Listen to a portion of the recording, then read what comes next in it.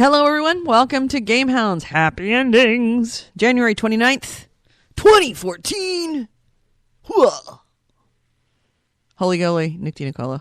Just finished eating. Yep, almost finished eating. I still have a cookie to finish. Oh, God, I don't know. I always get a burger. I make Engineer Kev go out when he walks the dog. Bring me back a burger because I have to, choke it down and then get back on. And, giggity. And I don't know why I always order a mushroom cheeseburger. It just sits in your lump, in your stomach all day. And all I do is just mushroom cheeseburger. And we have a burger joint in the town that's a family run, been there forever. The woman who runs it, her dad started it 40 years ago. And it's just the best greasy burgers. Like, you know how you go to a burger place, like a mom and pop burger place, and they've got the grill that's been there forever, and it's got all the layers of it's clean, but it's been used for so many years that there's just a taste on the griddle, and they grill those burgers up, and they're so juicy and greasy and awesome. But boy, and the cheese is just this. I mean, it's real cheese, sort of. It's real. It's sort of real. But it's got that whatever non-natural stuff that makes cheese melt and go like that gelatinous blah that tastes so bad, but it tastes so good. And then I put mushrooms on it to make it feel like it's got vegetables. Make it feel healthy. Make it feel right, exactly. A burger can be healthy if you throw enough vegetables on top. And they've got all this other new stuff, like they've got salads now. She's been trying to lighten it up a little bit, but her bread and butter are those just awesome greasy, but the kind of greasy burgers you bite into and the grease kind of trickles down the side of your mouth. That's kind of nasty. But it's so good. You look, it's all red in the burger. Yeah. Unfortunately, they cook them all the way through. They make a point of it, but still, it's like they're so juicy and so bad for you. The cheese is melting. You bite into I know. Mushrooms that are full of butter. Right, and then the cheese mixes with the juice of the burger, and then that also mixes with all of the mayonnaise or whatever topping they put on it, so it becomes this sloppy. So bad, but it's so good. It is. It's the kind of stuff that if I actually had somebody that would put me on one of those reality shows, those dietitian reality shows where they would put that in front of you and go, "Do you know what's inside here? Do you know how much calories you eat one of these a week?" It's yeah, I know, but there's a lot. I know, I just don't care. Oh, yeah. Guilty pleasure. And every once in a while I get a BLT because it's slightly better. When a BLT is the healthy alternative to the burgers, then it's a bad burger.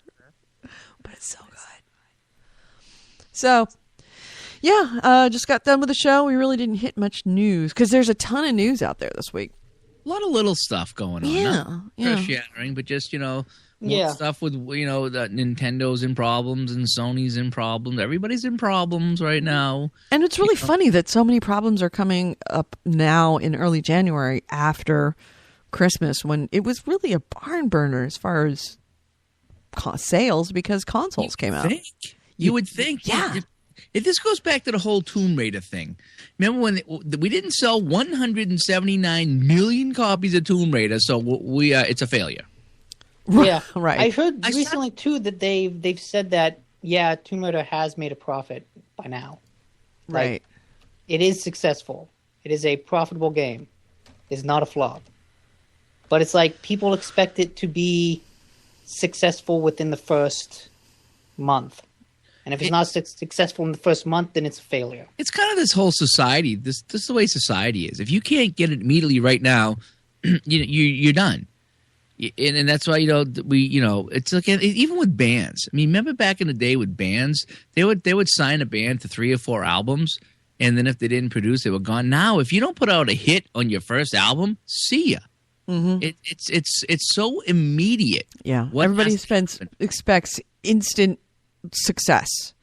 Like, not just instant success, but like instant over the top. If it's not World of Warcraft, then it's not a good MMO. It's like, that's once in a lifetime. That's once in a generation success. Yeah, that's nuts. Like I said, you're right. It's even like coaches in football or hockey. It's you didn't win the Super Bowl, so you're fired. What happens if the season ends in football and 10 coaches get fired every year?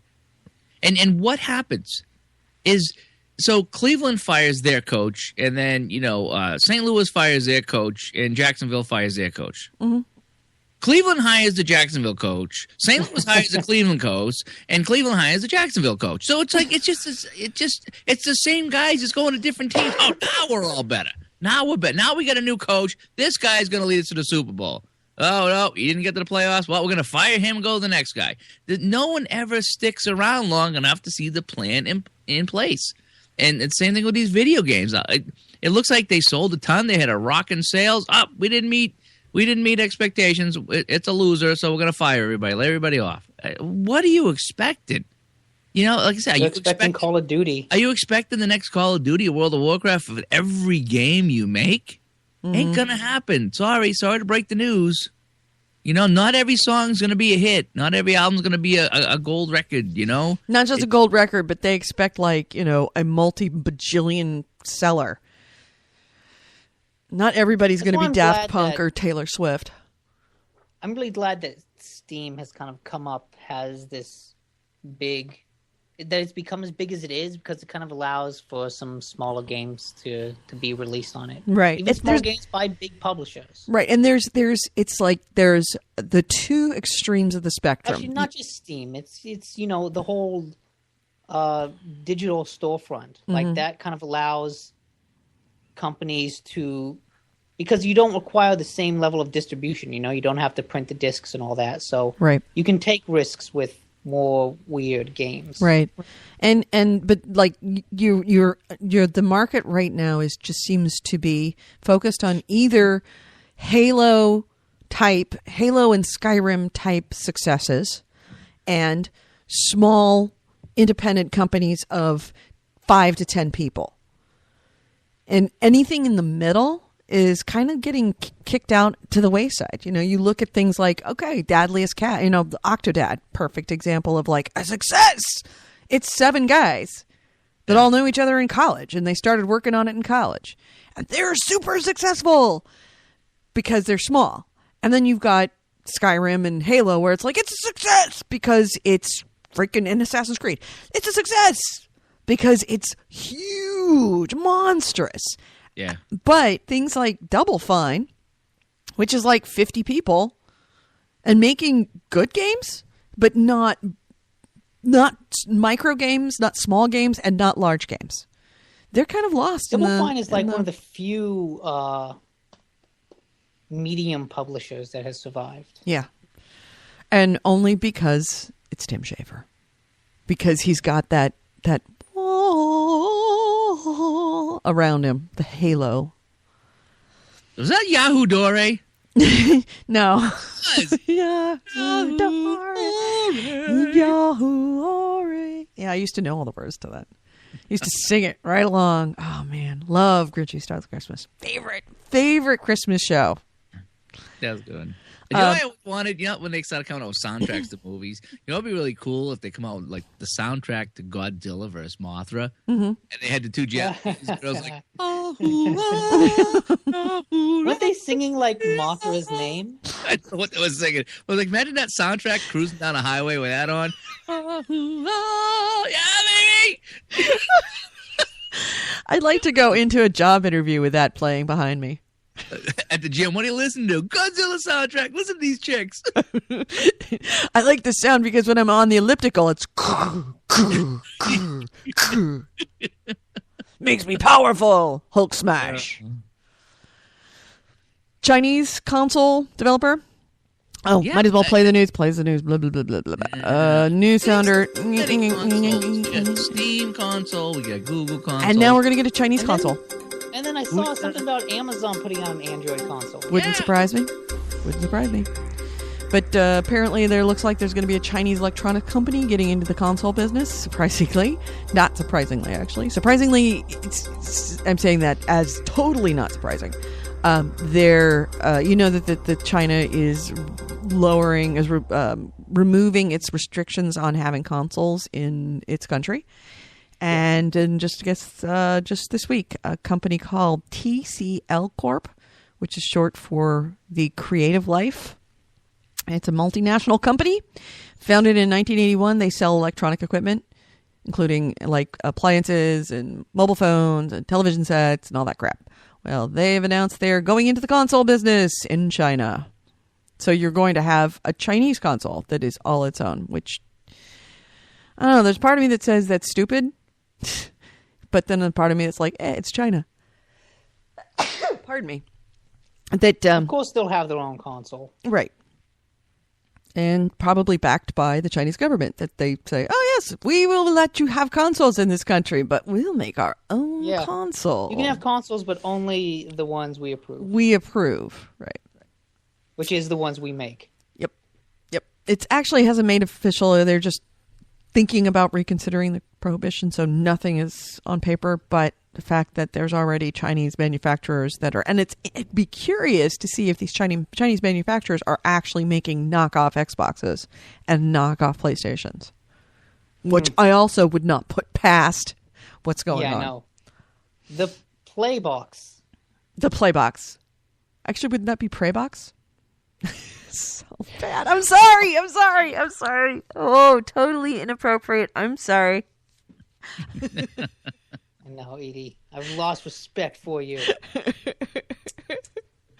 So, yeah, the China, it's interesting. China's going to be, for people that who care about the industry, kind of in a cerebral way of watching how things unfold, like watching a car accident. China's going to be very interesting to watch, to see how things work over there. It's like a microcosm of experimentation in a very controlled environment, and it's going to be interesting to see if and how it actually changes the market here for us, or if it does at all. Because that's a lot of people, a huge market that's completely untapped. Kind of changed Hollywood. Yeah. Like the whole, maybe not China by itself, but like overseas box office is more important than domestic box office at this point. Yep. Blizzard has reached 100 million lifetime World of Warcraft accounts. Wow. Pretty wild, huh? Yeah, in fact, there was a graphic that was put out that World of Warcraft is passing 100 million players. Most of them are Alliance. And even though there's actually been a decline in users in the last few years, and I will say that I am one of them, but it's huge. There's a number of graphics out there to kind of represent how many people they are. You wonder if it's if they're United States, if they're overseas that are playing that game, because it just seems like it's kind of dying out, but then you just read the numbers, you know? Yep. Mm-hmm. I think the people that play it kind of just play it and nothing else. Like, so you're not going to meet them playing Battlefield because they just don't play Battlefield. Right. And, but World of Warcraft now has more accounts. In fact, more than twice the entire population of South Korea. Oh. Crazy, huh? Yeah. So, it actually, the auction houses on, you see about 2.8 million trades a day, which is twice the activity of eBay on Cyber Monday a few years ago. Wow. All that trade is handled by just 71 auctioneer NPCs in the game world who probably deserve a serious raise. I'm reading this out of Escapist. Wow. Yeah, 2.8 million transactions a day in the trading houses. Whew. I have a lot of hope. That makes me very excited, somewhat, for Elder Scrolls. Yeah, me too. I really hope Elder Scrolls, more so than I think for Star Wars, for Blizzard's, not Blizzard, that other company, Bethesda's Star Wars Online. I really excited for this Bethesda thing. I'm really hoping that they make some excellent decisions about the way that it works. And it makes I'm of two minds. I really want this collector's edition, the super collector's edition with the figurine and all the extra digital content and the book and the whole 9 yards. I kind of want that, but there's a part of me that also says, why am I spending $60 on a game that has all the earmarks of being a complete failure just simply by being an MMO? That I could spend all that money on that game and in a year it's shut down. Mm-hmm. Well, I don't know if they'd shut it down in a year just because I think Bethesda's put so much money into it, like EA. EA will keep Star Wars going no matter what because they put so much money into it. Right, but just because they have it open doesn't mean you're actually playing it. SimCity? Anyone? Just because you've got it, just because you spent the money on it, doesn't necessarily mean that you're actually going to be playing it. And if it's APB, yeah, but apparently people are playing it. I mean, is anybody still playing APB? APB? No. But that game got shut down. Yeah, that was shut down. Like, the game that I picked as the winner of PAX for 3 years ago or 5 years ago. Yeah, they showed it at PAX. It was like, it's the greatest game. It's gonna be the great. Everybody's Did that looking for actually it. come out at one point? Yeah, it came out. Was it never out? They No, shut it down came for out. the end of PAX. Yeah, it came out for about 12 minutes. Not enough people. That's right. And they're like, oh, this, and everybody started using like, this game sucks, and everybody stopped using it. It was almost instantaneous. Yeah, that's the quickest I've ever seen anything like that shut down. Well, and I mean, it didn't just shut that down; it shut down the whole company. I mean, everything. And in fact, have I heard something? And somebody might want to look it up in the chat room. By the way, the chat room is up and running. And if you want to look it up, I thought APB may have been rumored as being re-released as a standalone. Yeah, it was. Game. It was. Yeah. I forget what the name of it was, but yes. That's case in point, kind of going back to what Goalie was saying, is that companies are expecting success on the line of World of Warcraft every single time, and it's just not going to happen. And the sooner that companies realize that, the better they will be.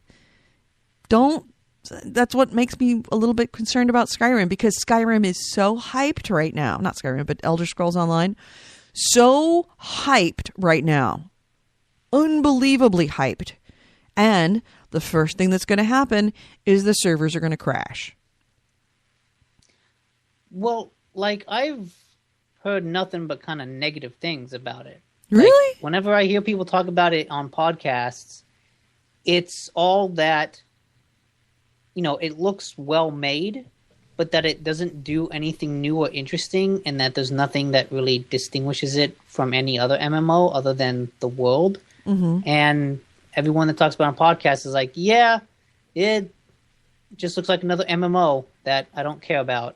Yeah. I'm more interested in Titan, whatever Blizzard does next, because they will probably do something new and interesting and not just copy WoW, which is, I guess, what Elder Scrolls looks to be doing in some ways.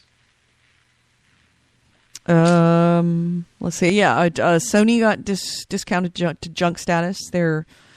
Despite being pretty successful, I think that the market expected far more. And well, no, they were successful with the PS4. Right. It's just everything else about their business is not doing well. Right. Their TVs, their music players, movie thing. Every other part of the business is not doing well. The games is the only thing that actually was profitable. Mm-hmm. And they've been downgraded by, I forget who, some credit agency, or Moody's. Was it Moody's? Makes sense. It was Moody's. Yeah, I kind of remember him as the Harry Potter guy. No, wasn't that Mooney? not Moody. No, I thought it was Man I'm Moody. No. Was it? Was it No, Man I'm Moody? I always just picture like that old guy like downgrading stocks. I like it. Yeah, Moody's, I guess, we're assuming, lie witness news. The Moody's has downgraded the Sony's credit rating to junk status, which is not good for the company. It makes me really wonder how much longer Sony can keep this up. So who's going to go out of business first, Sony or Nintendo? And leave the gaming space between Microsoft and Valve? That's a damn good question. That's a very good question. They won't lose the gaming part of it.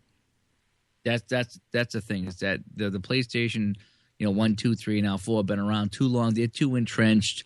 Nintendo's been around a long time too. I don't think either one will go out of business per se, but you might see them like not making certain, like Sony might stop making certain products, music stuff or something. Yeah, like they'll spin the game division off into its own thing. Yeah. Well, Sony's never going to get rid of music. Nobody's never going to get rid of music. That's its bread and butter, is owning all of those music, the rights to those music. That's just money in the bank. That's a good question. But Sony is diversified across so much of entertainment, not just only entertainment as far as the content creation, but also the delivery and also the equipment. Whereas Nintendo is really just games. That's all they do. But that might be a good thing, that being focused on just one sphere of entertainment can... And Nintendo has not mined those assets the way that they could if they wanted to and were truly desperate for cash. That they could be putting out mobile games, Nintendo mobile games, Nintendo Facebook games, essentially become the Nintendo of the Zynga of Nintendo, or the Nintendo of Zynga, where they're just pumping crap out based on the Zelda world or the Mario world or whatever kind of world, with all the Kirby's and everything. They could just pump that crap out and make a ton of money. Where Sony really kind of already has tapped out all their markets. However, they have multiple markets to rely upon. It's a interesting proposition of which is going to go under first. I really, really hope it's not Sony, because I don't really care if Nintendo goes under. I have no horse in that race, but I haven't played a Nintendo in a long time. Yeah, but they're such a staple. Just because it's a staple doesn't mean it can't go under. Look at AOL. No, but I'm saying that would be sad. It would be sad. It's gonna. I still use AOL. Right, but AOL is not what it used to be. AOL time, no, it's not the monster it used. Just because it's the cornerstone of everything doesn't mean that it can't be replaced. I mean, already they're talking about Facebook having jumped the shark. Yeah, well, no, I don't know. Not right now, but if you look at Facebook's demographics, the young folk, which is what drives social networking, don't use Facebook anymore. Facebook's but average Facebook age is still way older than around for a while, because all the people that do still use it aren't going to switch to something else. Right. So at the very least, they'll have like a generation to go. Right, but they're not. Facebook is not going to be the new hotness. But yes, you're going to have at least a generation until the young kids, the young folk, find a new thing, like Snapchat or Pinterest or what's the other one? Flickr, Tumblr. Yep. And they're all going to switch over there because they don't want to hang out where all the old farts are, and the old farts are going to move over there to find their kids. Yep.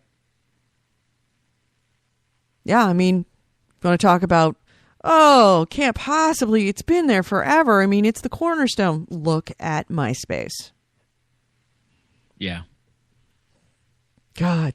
It's just. I never said Nintendo can't go under. I think you should have a horse in that race, just because it would be a sad sign of the times. Like, I don't know. Yeah, it would be. Actually, you're right. As long as we have the three and it's not a 2-man fight just between Sony and Microsoft, I think that it's actually keeps the market healthy. Yeah. Yeah. So it's not just adversarial. I do think still though that Sony and Nintendo are in a stronger position than whatever Steam box comes out or whatever Amazon tries to do with its Android console. Mm-hmm. Those things, I don't think there's much there. Like the Steam box sounds cool. I guess Steam Machine, sounds cool in theory, but it's like, well, what's the point? Yeah. Well, I don't know. That's if one of the big three go under, there's your open market. Or decide to close their gaming or scale back their gaming, because that's where most of their losses are.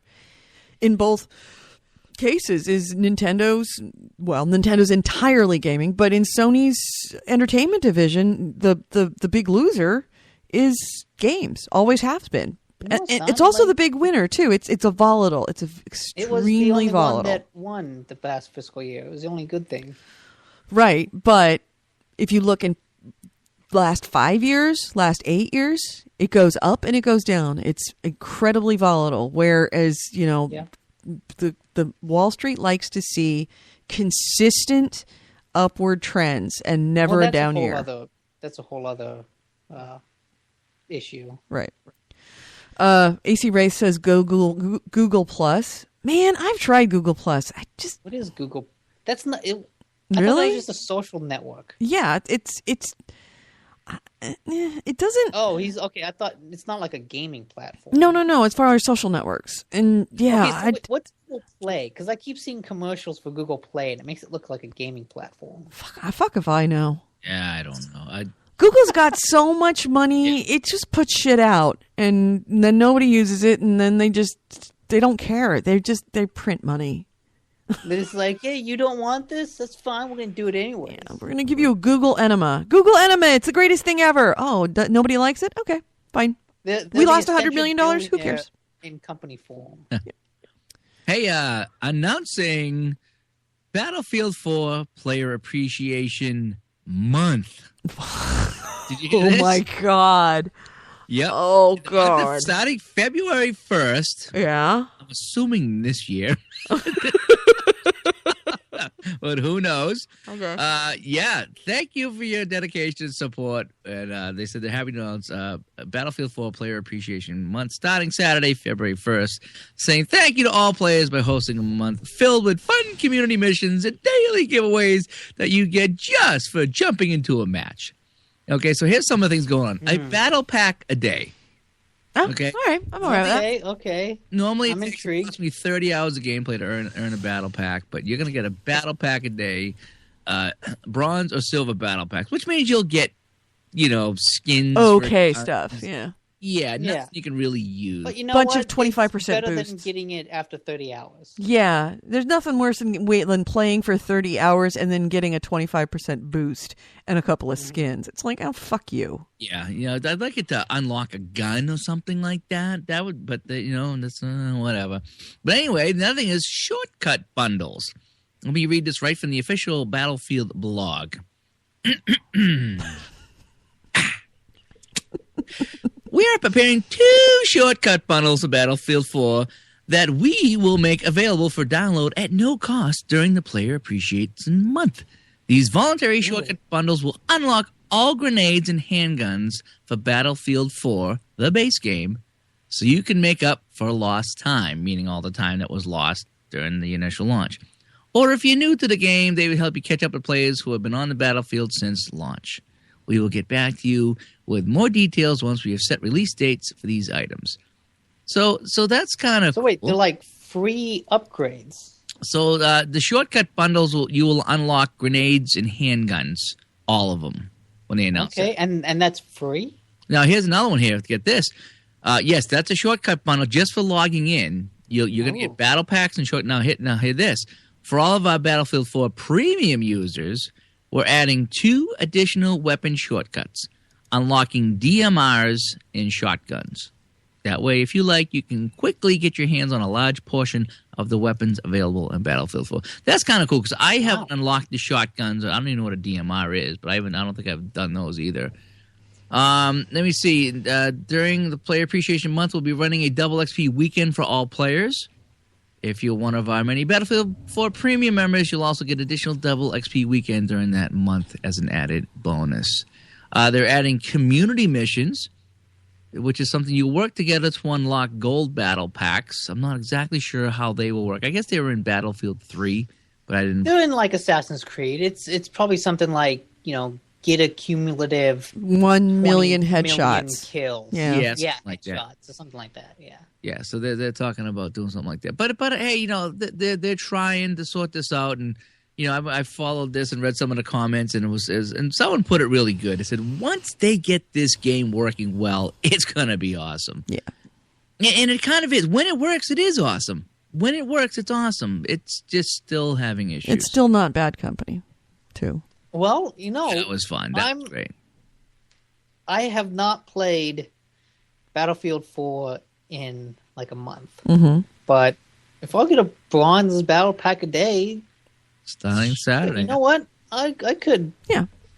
I'll hop in. I still really enjoy it. They had double XP weekend this past weekend. I missed it. I worked all weekend, so I didn't.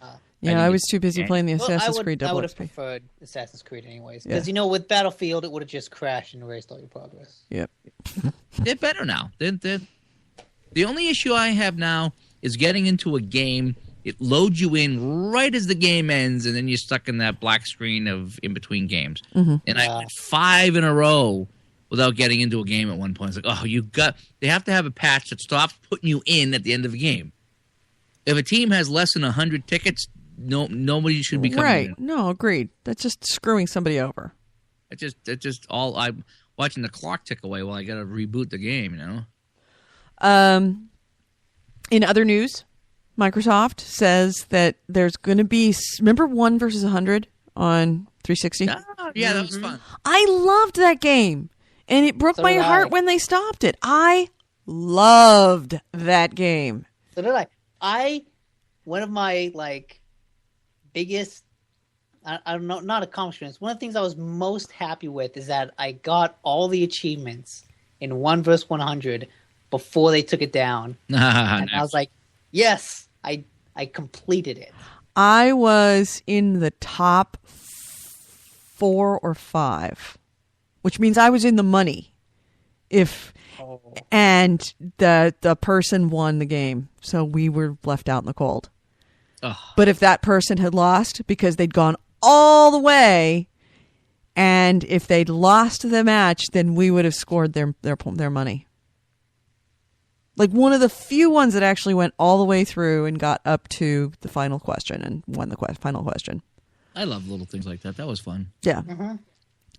I loved the theme days where it was like, this is going to be movie trivia day. This is going to be game trivia day. Right. Music trivia. Like that was fantastic. Right. And I like the fact that there was a live show. It was a show. It felt like destination gaming. A host there. You had a real live host, was watching the answers come in live, being the MC. You got on because, and the game was available for you to play as a non-hosted game, which was just, fun.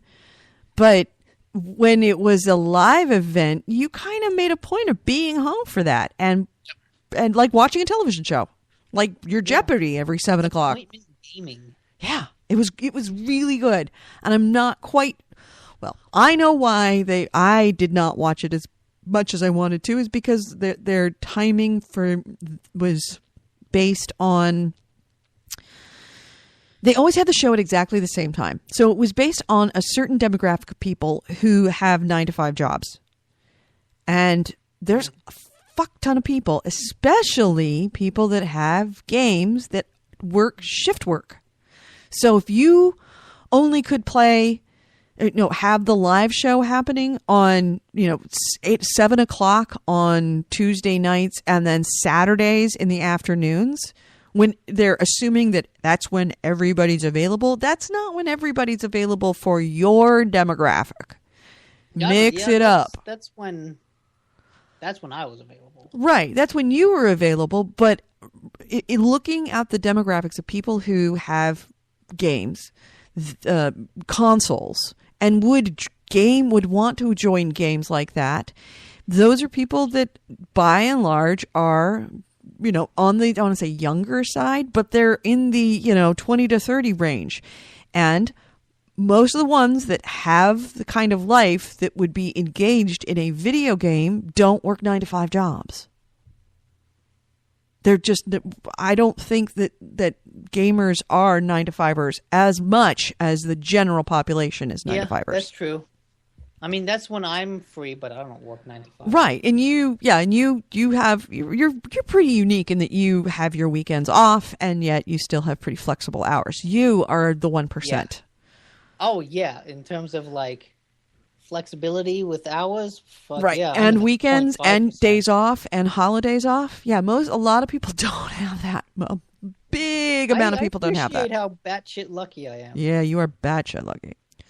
But anyway, speaking of, getting back onto the news item, Microsoft has intimated that there's going to be something like 1 versus 100 coming to Xbox One. That sounds really cool. According to Dave McCarthy, general manager of lifestyle entertainment at Microsoft Studio, quote, "It has a good image here," he told Polygon. "The approach is something that we really enjoyed. We will do something in the future for Xbox One that is like that because spiritually we thought it was a pretty cool experience ourselves." And yes, I agree, spiritually and even gameplay-wise. It's just I think that their timing was bad. Mm-hmm. And it's a little bit more expensive for them. They have to hire a host.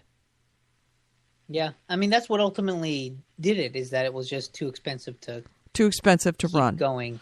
It's very expensive to have good talent. And when you're paying for human beings, and it's the nature of business that I freaking hate, people don't want to pay for human beings. They would rather have a machine doing it. And if you have a choice between a game that plays itself and all you have to do is just have some guy sitting in a server room eating donuts and drinking coffee, or a host that actually has talent, you're probably going to end up finding that you're going to be stuck with going for the game that requires you can pay, $12 an hour instead of paying $30,000, $40,000 a year to host a show a day or a show a week. Yeah. Well, that's just it. Everyone's moving to like contract, not right. employee. Right. I'd be curious to know. Do you remember the name of the host of 1 vs. 100? No, but let's. I wonder how much he made. I wonder if it was expensive for him. I assumed that was the expense. Well, I guess Bob Saget was the host of the TV show. Yeah, Bob Saget kind of came and went with. I don't know. I have no idea what happened to that thing. I don't know how Saget gets work. Anybody who's ever listened to Saget live, he is so fucking foul. And then somebody said, who'd be great on this family sitcom? Saget. Have you seen the documentary, The Aristocrat? Oh my God, yes. Okay, yep, you know it. Yeah, well, actually, the funny thing about Saget is that everybody's like, oh, Saget kills this joke. Saget kills this joke. And then Saget comes and you could just tell. It's like so many people talked him up that he wasn't going to perform. He really didn't. It was Gilbert Gottfried, that absolutely killed that joke. Just annihilated that joke. But that's Gilbert. But I've listened to a lot of comedy, and if you've ever heard Saget on his own show live, some of his songs are beyond, oh my God, offensive, hilarious, and offensive. Didn't he used to do America's Funniest Home Videos? Did he? Yeah. Well, he launched from Full House to like all these other like game shows and television and other events, and you're like, how? Somebody is like, the classic kind of family and entertainment if thing. Middle America had ever listened to him that image, and if they'd listened to his stand-up, they would have banned him out of the house. Oh my God, he's awful. I mean, he will make jokes about things that nobody will make jokes about, and does them well. Oh, just such a disgusting mind. Maybe he was horrible on that America's Funniest Videos. I thought he was terrible. Of course, really. I've never actually watched the show. Maybe he's only funny if he's raunchy. No, I think maybe obviously not, because he was on Full House into syndication. You just made my point. Well, he was funny That enough. show. He was funny enough to keep Middle America going on that show. I don't know. That was lame.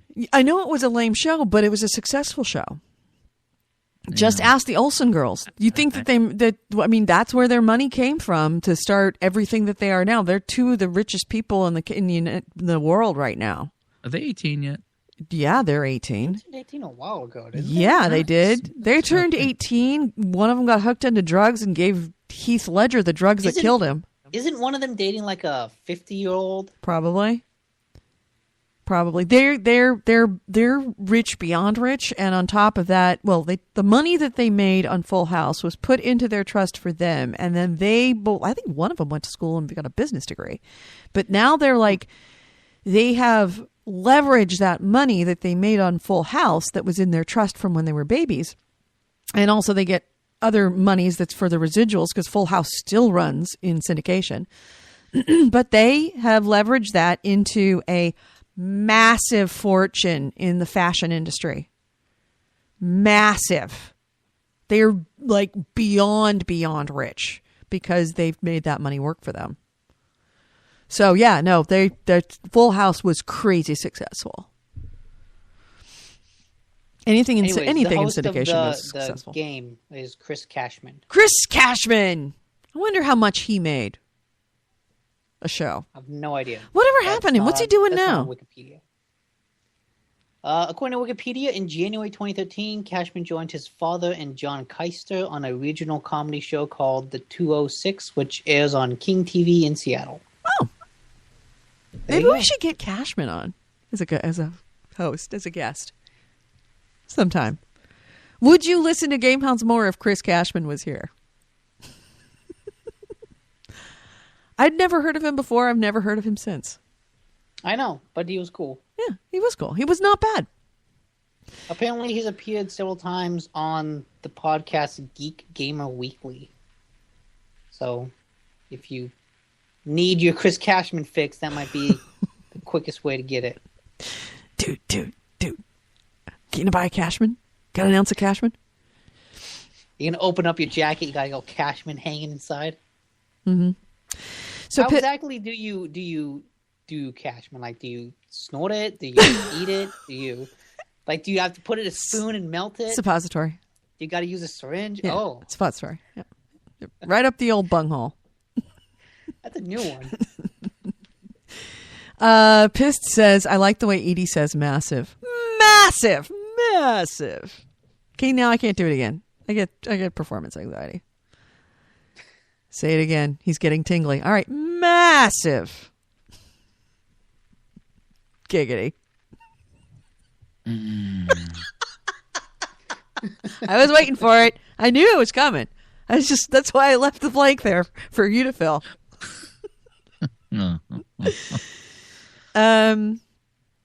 So anyway, 2010, McCartney was the one who had to announce the demise of the game, which this is the general manager of Lifestyle Entertainment at Microsoft Studios, Dave McCarthy. He was the one that had to announce the demise of the game, which had players taking each other on in a live, massive trivia contest through the console. At the time, McCarthy said that the team knew they were creating an, quote, entirely new genre of entertainment that would be a continually evolving concept. During the beta season for the show, more than 114,000 people played the game on live simultaneously. That tech, McCarthy said at the time, would be used for future concepts. As general manager for Lifestyle Entertainment at Microsoft Studios, Mike McCarthy is responsible for helping to develop new projects that can broaden the usage of Microsoft devices and services. For now, that includes Xbox Fitness and Project Spark. McCarthy said the team and Microsoft look fondly back on 1 versus 100.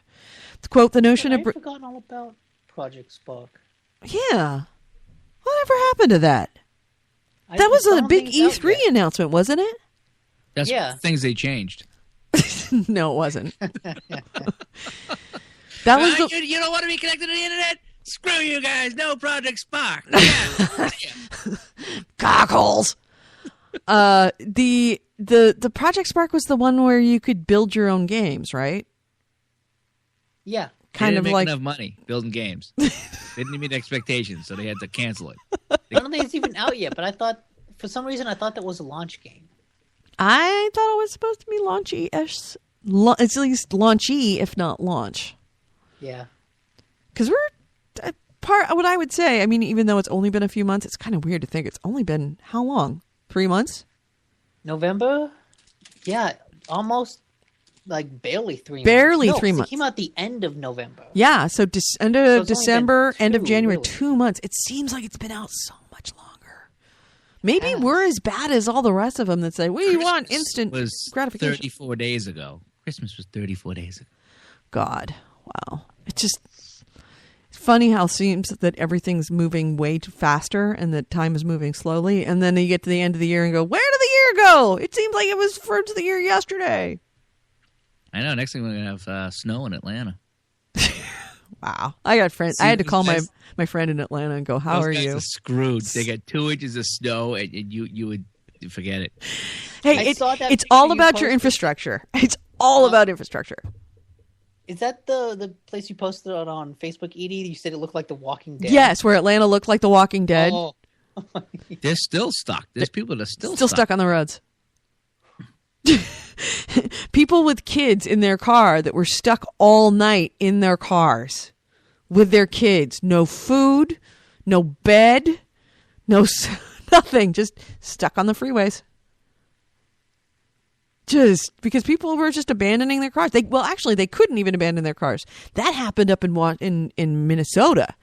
That some guy got in the snow because I guess they're getting that polar freeze vortex. Yeah. Thank you. A second polar vortex down there, and it was like 43 below zero.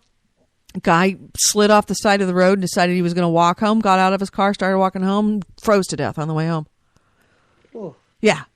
Yeah, that's too cold. You just don't go out in that stuff.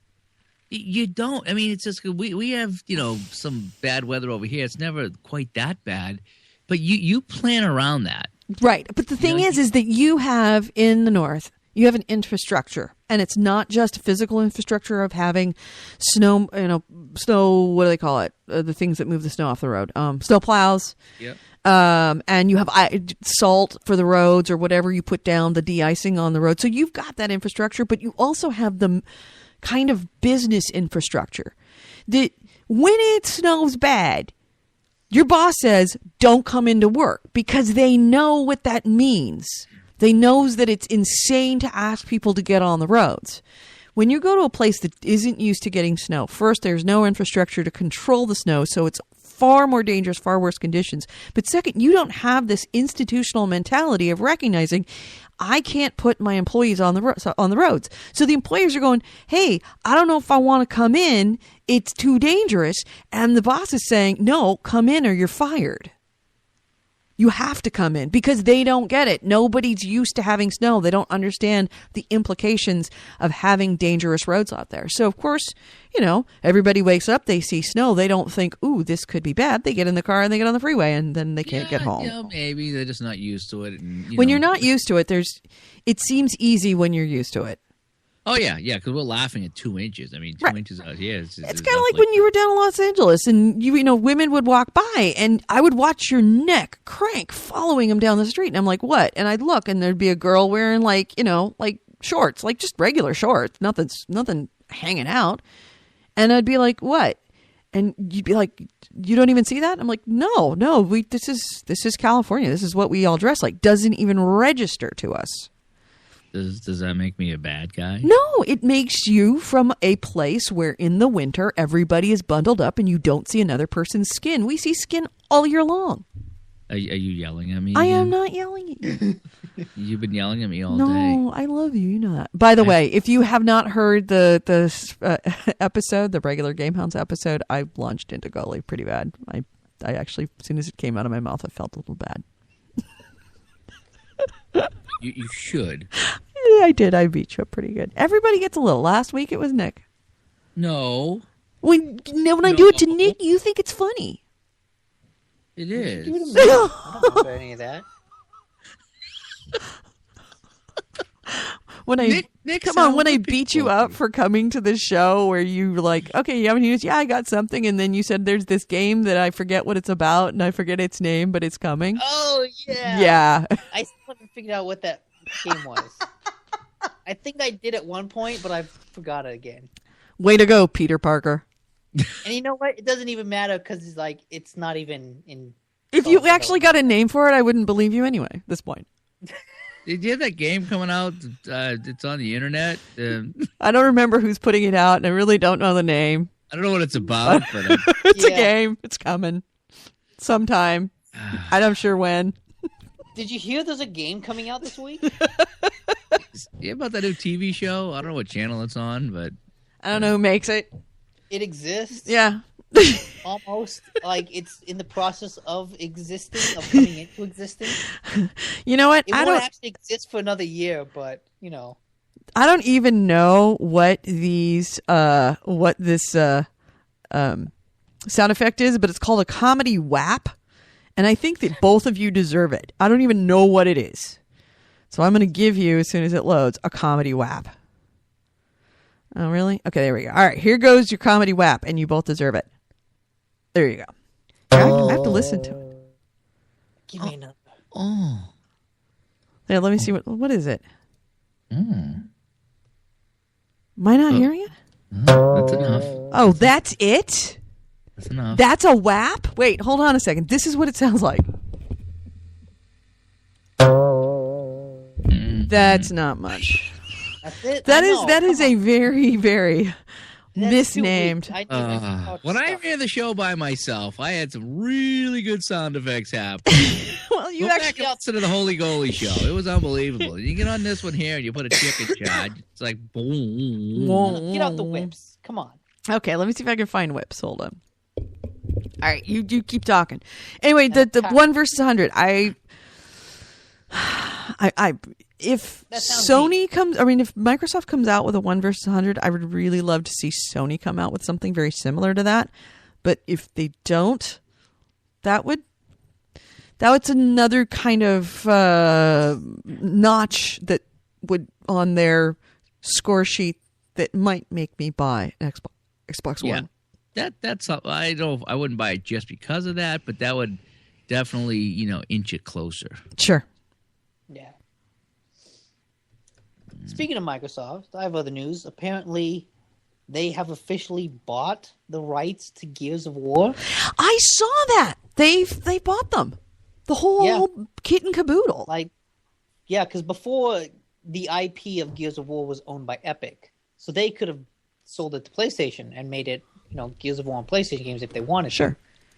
But now Microsoft has officially bought that IP, now owns it. So it's like now forever future a Microsoft exclusive.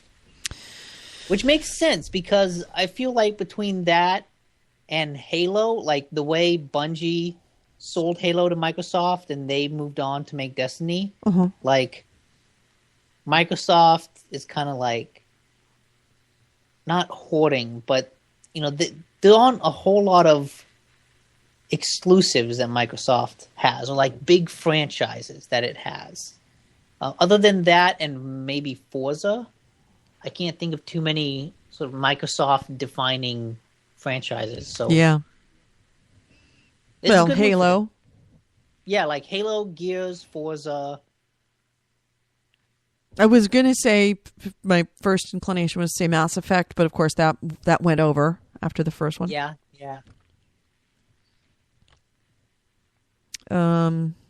Yeah, it's pretty much it. Let's see what else. Minecraft for PS3 sells more than 1 million units. Doesn't surprise me. Still amazed at Minecraft, how popular that thing is. And Just remains. got an email. GameStop got some PS4s in.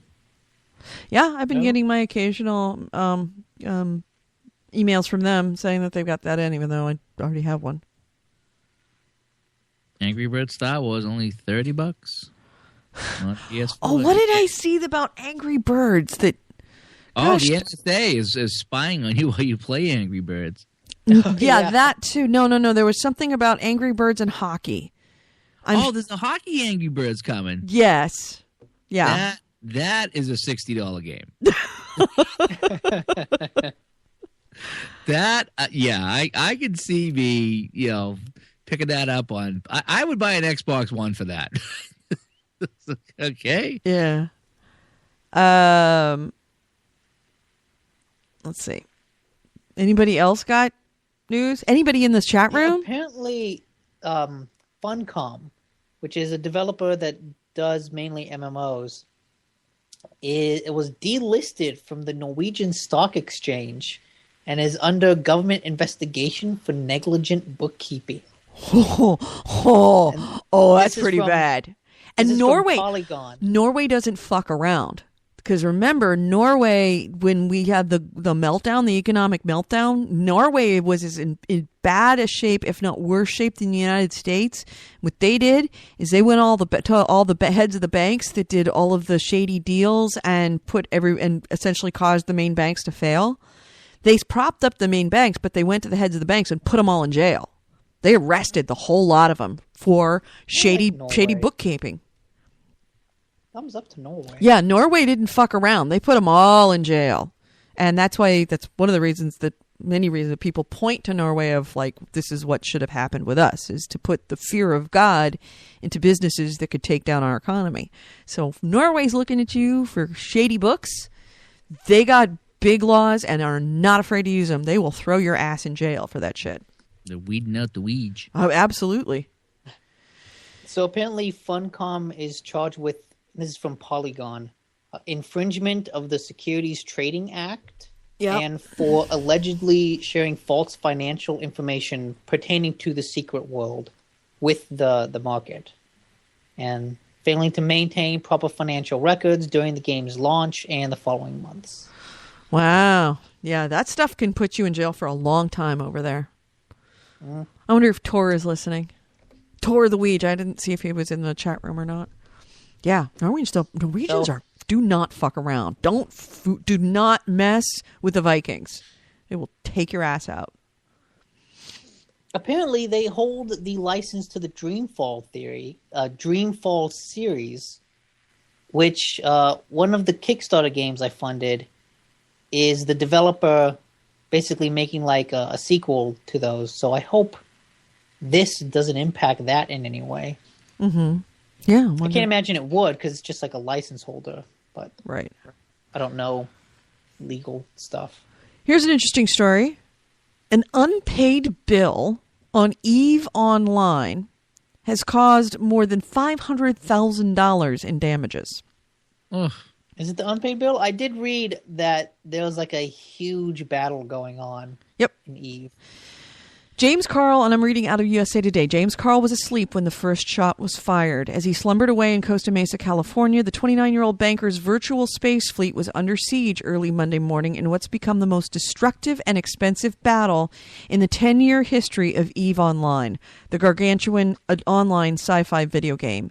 EVE Online, with more than 500,000 players from around the world piloting spaceships, trading goods, and engaging in galactic espionage, utilizes its own in-game currency, and Carl expected the damage from Monday's conflict in the game to be equivalent of about $500,000 in real-world cash based on data compiled within the game. The skirmish first erupted after a member of Carl's coalition missed a payment to protect an area that's been used as a staging ground for a war raging between Carl's Pandemic and N3 coalition versus CFC and Russian forces.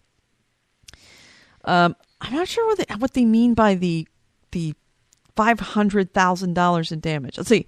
During Monday's encounter, it's because credits, like the things you use to buy subscription in EVE, is like a physical item in the game. So, like, imagine, I forget the exact, but there's like a currency in EVE, and it's a physical currency, so that ships transporting, 20,000 EVE credits, you can buy those EVE credits with cash. Real world cash. I think that's it. Or maybe there's like a third step in there. But basically, there's an item you can buy with cash. It is a physical item in the game. And so if that item gets destroyed, you've lost that cash. Got it. But you can also use those credits to, buy ships and things like that. So there's an actual economy in there. So All right. when something gets destroyed, you can kind of, calculate the real world dollar equivalent. Yeah. Okay. And apparently there are these ships called Titans that are like massive, massive ships in the game, like Star Destroyer type things. And apparently like 40 of those have gotten destroyed on one side and 20 on the other. No, try again. During Monday's encounter, more than 100 Titan vessels were destroyed. The mega ships, which are akin to the Death Star from Star Wars, are the largest ships in the game and are worth about $3,000 each in real-world money. Yeah. The Titans also take months for gamers to build. That's months in real time. A lot of nights, weekends, and days off actually spent constructing the virtual warship. Carl was awakened by a messaging app on his phone used by Alliance members alerting him that their system R5RB was under attack by rivals. He wasn't scheduled to work in real life Monday, so he spent the entire day sending virtual ships into the fray. He said dozens of his Alliance members took off work to join the fight, which was being waged by more than 4,000 players and spectated by thousands more in the game streaming service Twitch. In an unprecedented battle unique to EVE, which simulates a universe more than 7,000 stars and whose virtual economy is linked to real-world money, unlike many other online role-playing games such as World of Warcraft and Lord of the Rings. I'd be lying if our servers weren't sweating a bit, said EVE Online spokesman Ned Coker of CCP Games. Allowing players free movement whenever they want in a game with over 500,000 players means some pretty tricky technological requirements. That's why I'm kind of hoping Elder Scrolls, they can just do the P versus E so we wouldn't have to deal with that, Yeah, I'm sure they will. That's kind of a standard, but you're going to have events happen. Things happen, and it's one of the things you'll just have to accept about an MMO. Shit happens. I would just say stop. Shit happens. Stop, and they will stop. Okay. Because it works so well in real life. Stop. Pointing. Case in point. Sick of you guys. I love you. Love you, Cooley. No. Black Sphere Void says in Breaking Minecraft News, villages will now plant, farm, and harvest crops. Most mossy stone and now craftable, and slime blocks are introduced into the game. They allow you to fall from any height without taking damage and act like trampolines. Yeah.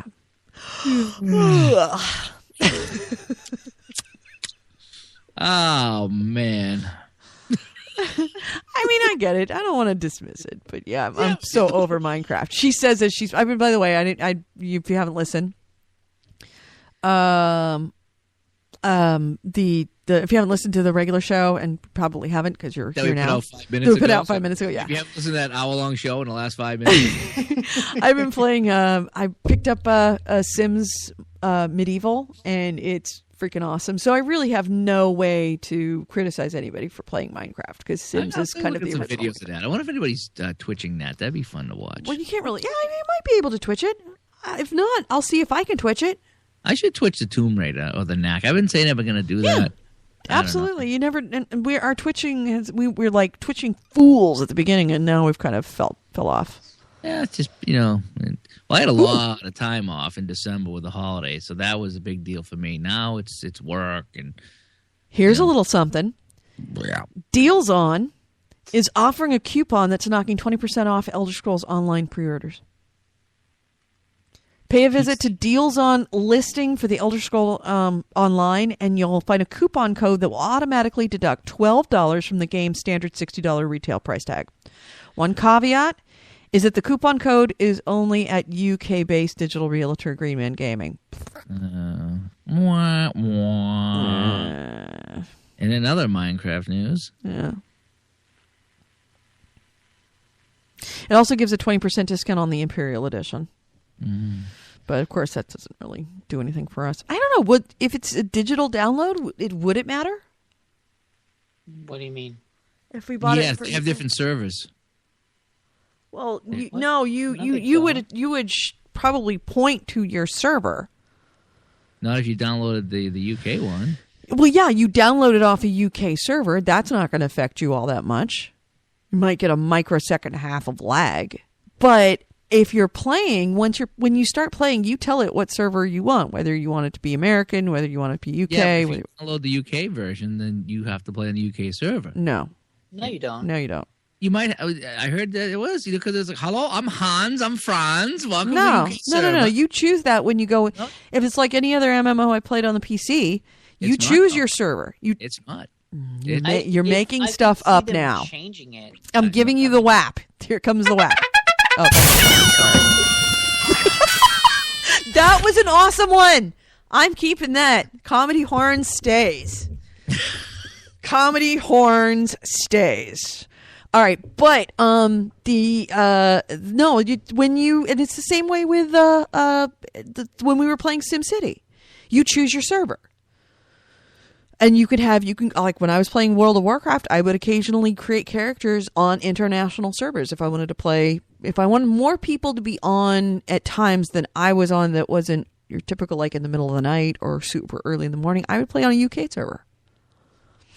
Although that's what's been done, but they could do something different. They could. They could limit it. They could. It'd be weird, kind of dumb. Yeah.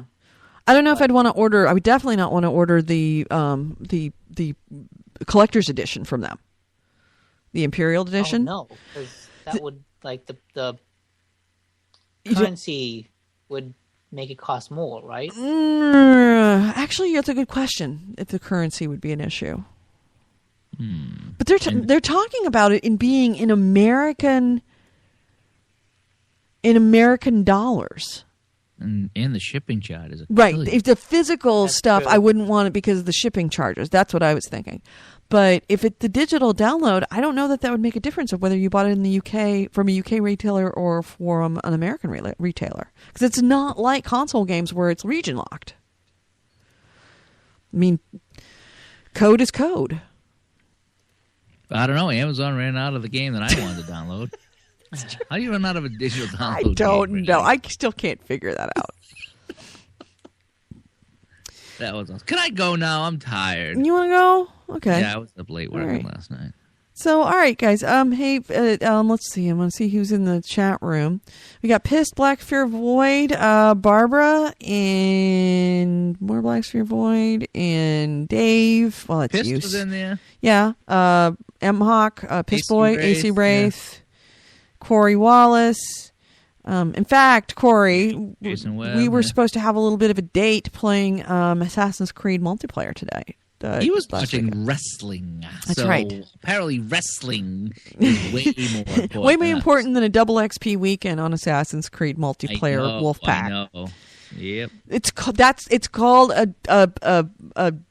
DVR, dude. They use it for a reason. I don't think it's going to be that important that you. But anyway, I'm not gonna go after our fans like I go after my co-hosts. No, you shouldn't have to. Nope. All right, so I guess that's it. I guess we'll close this out. I'm ready. All right, let's close this out. You have been listening to Happy Endings, episode 39, recorded Wednesday, January 29th, 2014. I've been Edie Sellers. With me is Holy Goalie, Nick DiNicola.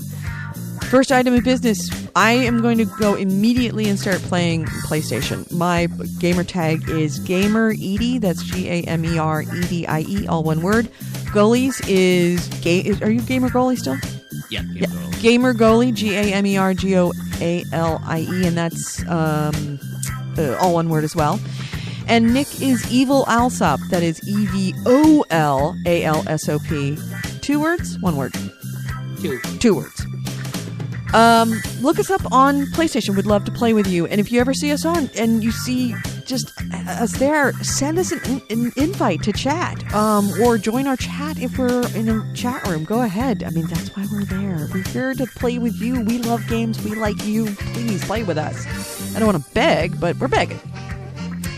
Our website, gamehounds.net.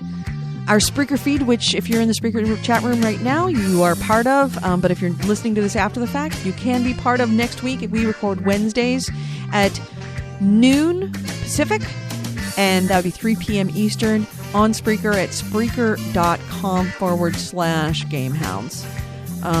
Then what else? There's our email, gamehounds@gmail.com. And of course, don't forget our Facebook page. If you want to be kept apprised and up to date of what's happening, it's important in the gaming world as it happens. Pissboy curates that site. Go to facebook.com/thegamehounds. And you will, if you like that page, it will update you immediately whenever Pissboy posts whatever the hot news is. We have a voicemail line where you can also leave a text, and that goes directly to Gully, and that number is 304-300-9889. And also don't forget, if you are a member of the Happy Endings Nation, please feel free to join our regular Gamehounds show. You can find those Gamehounds show at gamehounds.net or go to iTunes. And if you've been listening to the Happy Endings or the the regular Gamehounds show, please go to iTunes, subscribe to that, so that we can, and also leave some feedback, because it helps other people be able to find us easier. It also helps them to know if this is an appropriate show for themselves or their loved ones. I think it is. You may differ. Your opinions may differ. If your opinions are the same or different, please let them know by leaving us feedback on iTunes. And don't forget, next Wednesday, Happy Endings 40 is double XP Happy Endings. I love that idea. Okay, we'll have a double XP weekend on Happy Endings. All right. Nick, Gully, I'll talk to you later. I'm going to go hit up PlayStation for a bit. Are you guys going to get on now? Well, I know Nick isn't. That might hit that bitch. Yeah, all right, let's go hit that. Let's go make it happen. Let's go make it squeal. Yeah, hit me with that thing one more time. Here we go. Okay. With the comedy With horn. the comedy horns? All right. There you go. There's your comedy horns. Yeah. All right. Talk to you later. Bye.